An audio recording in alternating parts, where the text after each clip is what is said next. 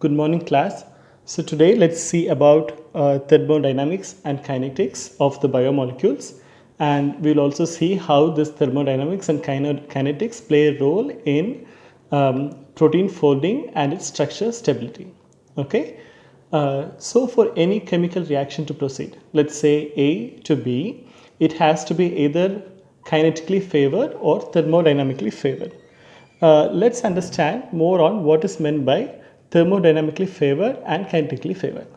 Okay, let's draw two plots so that we can plot out the free energy change delta G that occurs on forward reaction on the left side, and we can draw the backward reaction, that is from B to A, on the right side. So here the x-axis is the free energy, that is delta G, and the y-axis is an abstract value called reaction coordinate, which tracks the position of the reaction. Let's draw the forward reaction in blue and reverse reaction in red. Here the forward reaction has a negative delta G, that is, the reactant A starts off at a much higher free energy range than the product B.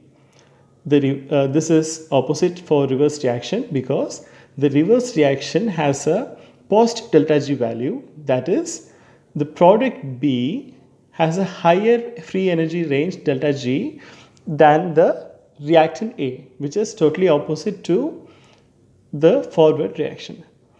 There is also a kinetic energy barrier which plays a role in the conversion of reactants to products, which is regardless of whether the reaction is favored or unfavored. In other words, if it is spontaneous or non-spontaneous. This kinetic energy is termed as EA, or energy of activation. Now, if we add the energy of activation to our diagram, it forms a high energy intermediate which does not last very long. Now let's connect the dots from reactants to products, including this high energy intermediate. Let's also label these diagrams.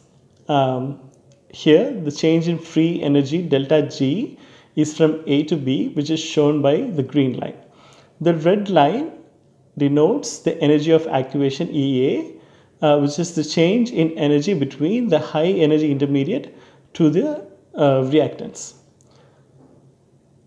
For the non-spontaneous reaction in the right, the activation energy is greater. In general, the idea is the lower the energy change, the faster the reaction can occur. This means that kinetics of the reaction is in a higher rate. In biology, it is important to distinguish between these two entities when defining a reaction. Now, let's also look into a few of the laws of basic laws of thermodynamics. Let's talk about thermodynamics that is involved in the protein folding and comments its stability. We know that if the delta G is negative, the process is favored, and if the delta G is positive, the process is not favored. Here delta is the entropy, and in protein folding, delta G is equal to delta H minus T delta S. Delta H is the enthalpy change of the system. Now, if the value of S is increased, then we can see that the delta G becomes more negative, which makes it more favorable, or in these terms, let's say the protein folding is more structurally stable. In protein folding, the primary structure, which is made up of amino acids, free amino acids, has the highest entropy level than the folder, much tightly packed tertiary structure. In other words, the protein can be made stable by either increasing the level of entropy in the primary state or decreasing the level of entropy in the final state. Okay, so that will be the end of your class. Let's meet in the next class. Thank you.